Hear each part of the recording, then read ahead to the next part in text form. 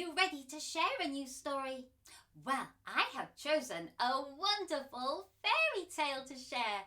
The title is Sleeping Beauty. If you have this book at home, you can read along with me. The author, the person who has retold this story, is Miles Kelly, and the illustrator, the person who has drawn all the pictures, is Rosie Butcher. Now in this story, we're going to meet a princess, but when she is born, a mean fairy casts a spell on her. Shall we read and find out what happens? Sleeping Beauty.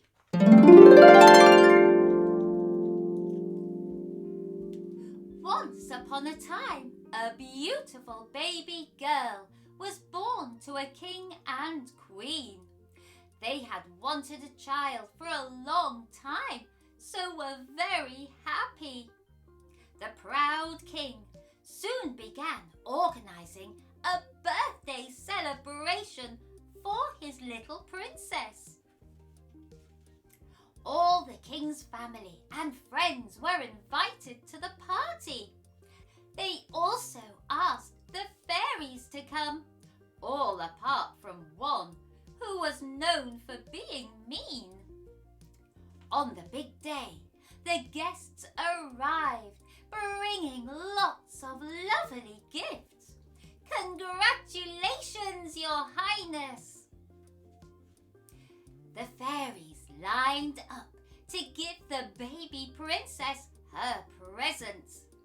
They came forward one by one, casting spells of kindness, beauty, and cleverness. The last fairy was just about to give her gift when there was a loud noise in the courtyard. Just then, the mean fairy, who had not been invited, burst in and angrily said, "When the princess is 15, she shall touch a spindle and fall down dead." The queen collapsed into the king's arms in shock, but then the last fairy stepped forwards. "Wait," she said. "I can soften the curse a little," she said. "If the princess touches a spindle, she will not die.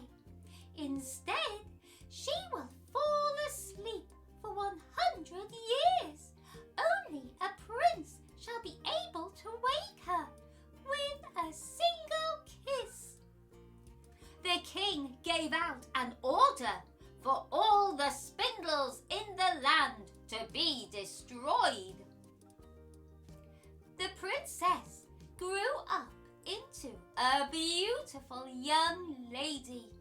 One day, while exploring the castle, she came across a door that she hadn't seen before.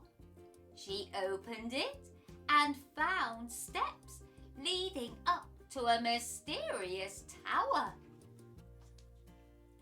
The princess walked up the steps and into a dusty room.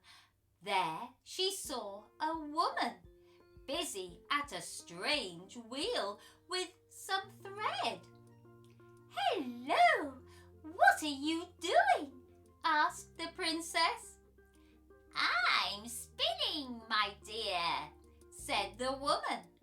The princess walked closer, and as she came to the spindle, she reached out to touch it. "Ouch!" the princess cried as her finger touched the spindle. And while the wicked fairy, for it was she in disguise, vanished, the princess fell down asleep. At that moment, the king and queen fell asleep on their thrones. The horses slept in their stables, and the servants slipped into a slumber. Days, weeks, and then months went past, and a large hedge of thorns grew around the palace. Every year it became thicker until the palace was completely hidden.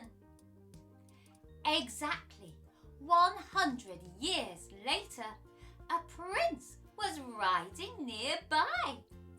He could see the tips of a tower above the thorns. As he neared, the hedge parted, allowing him to pass through. The prince eventually arrived at the palace and saw that everyone was sleeping. He wondered why everything and everyone had been frozen in time. Finally, he came to the room where the princess was sleeping. She was so beautiful that he stooped down to give her a kiss. At that moment, she opened her eyes and woke up. It was love at first sight. Everyone else in the castle also awoke. At last, the princess was reunited with her mother and father. They were delighted. The evil fairy spell had been broken.